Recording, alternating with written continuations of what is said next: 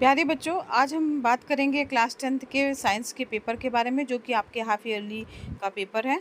तो यहाँ पर आप सभी को पता है कि जो पहला खंड होगा वो बहुविकल्पीय प्रश्न होगा और इन्हीं प्रश्नों को आज हम हल करेंगे। इसके पहले की वीडियो क्लासेस में हमने सारा पेपर जो है डिस्कस किया था, सारे प्रश्नों को देखा था, कौन से प्रश्न इंपॉर्टेंट हैं और जो अक्सर एग्जाम में पूछे जाते हैं। आज हम उनके हल को भी देखेंगे, किस तरीके से पेपर आपको हल करना है। तो बहुविकल्पीय प्रश्नों की ओर चल रहे हैं हम सबसे पहले।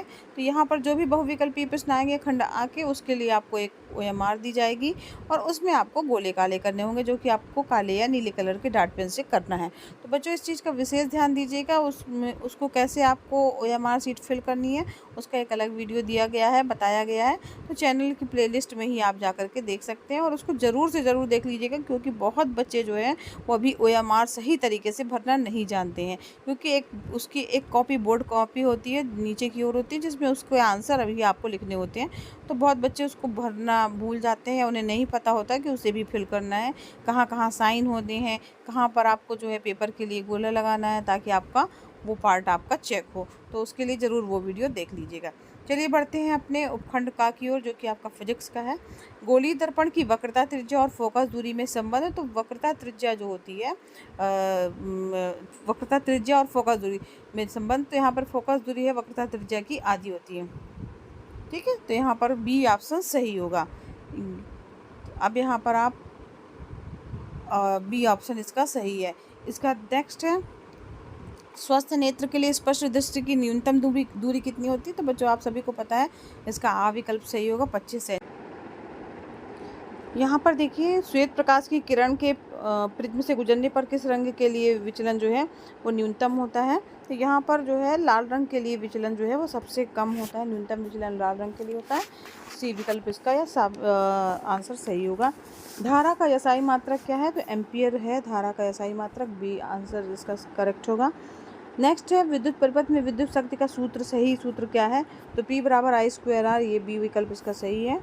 बिजली के बल्ब में फिलामेंट होता है। तो जो बिजली के बल्ब होते हैं आपने देखा होगा बच्चों, उसमें छोटा सा एक तार महीन सा जुड़ा रहता है, जो परिपथ को कनेक्ट करता है, जो दो रहते हैं फिलामेंट जिसको बोला जाता है। तो वो टंगस्टन धातु का बना होता है। यहाँ पर आ विकल्प इसका सही होगा। फिर इसके बाद नेक्स्ट है आपका कि कांच का अपवर्तनांक अधिकतम होता है।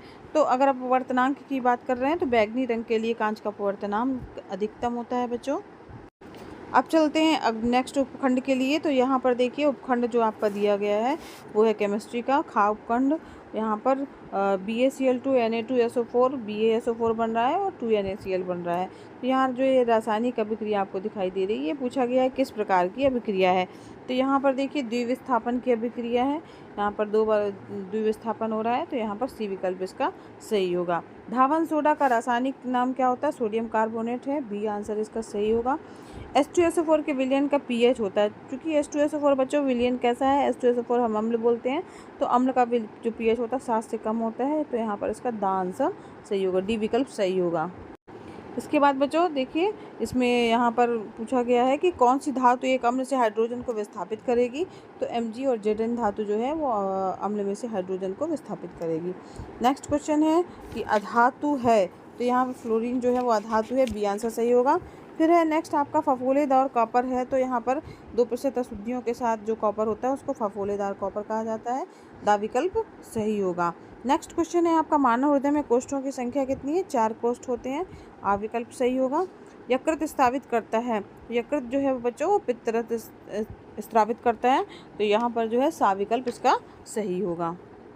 नेक्स्ट है आपका बच्चों कि पौधों में जाइलम उत्तरदायी है। जो जा से जाइलम होता है और जा से जल का परिवहन या जल का वहन। तो यहाँ पर आ विकल्प सही होगा। पौधों में जाइलम उत्तरदायी है, किसके लिए, जल के वहन के लिए उत्तरदायी है। फिर डार्विन प्रसिद्ध हैं। तो यहाँ पर नेक्स्ट क्वेश्चन है आपका, डार्विन किस लिए प्रसिद्ध हैं। तो यहाँ पर जैव विविधता जो है, यहाँ पर नेक्स्ट है आपका कि अल्प सक्रिय अंतःस्रावी ग्रंथि जिसके कारण घींगा रोग होता है। तो थायराइड हो जाएगा आपका, बी विकल्प इसका सही हो जाएगा। फिर यहाँ पर नेक्स्ट क्वेश्चन है, मुगलन के द्वारा जो जनन होता है वो किस में पाया जाता है। तो हाइड्रा में जो है वो मुगलन के द्वारा जनन पाया जाता है, आ विकल्प सही है। और कौन परागकोश में पाया जाता है। तो परागकण जो है वो परागकोश में पाया जाता है। यहाँ पर 20 क्वेश्चन बच्चों हम लोगों ने डिस्कस कर लिए हैं। सही आंसर जो है आप अच्छे से तैयार कर लीजिएगा, क्योंकि ये एग्ज़ाम के आपके फाइनल एग्ज़ाम के लिए भी बहुत इंपॉर्टेंट प्रश्न है।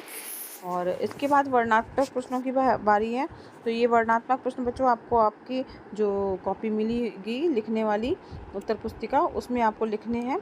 और ये डिस्क्रिप्टिव टाइप के क्वेश्चन रहेंगे, फिजिक्स के, केमिस्ट्री के और बायोलॉजी के रहेंगे इसमें बच्चों। और चित्र बनाने के लिए भी आ सकता है। तो ये प्रश्न जब चैप्टर पढ़ाए जा रहे थे तभी बताया गया था। ये सारे प्रश्न बहुत इंपॉर्टेंट हैं और उन्हीं में से जो है वो पेपर आपका आ सकता है। तो इसके उपखंड को जो है हम बाद में हल करेंगे। आज के लिए इतना ही बच्चों। वीडियो हेल्पफुल लगा हो तो लाइक कीजिएगा, चैनल पर नए हैं सब्सक्राइब कीजिएगा और बच्चों बेल आइकन प्रेस कीजिएगा ताकि आपको नई वीडियो का नोटिफिकेशन मिले। और इन सभी बहुविकल्पी प्रश्नों या OMR वाले क्वेश्चन वाले प्रश्नों को अपनी कॉपी में नोट करके अच्छे से तैयार कर लीजिएगा, याद कर लीजिएगा। धन्यवाद।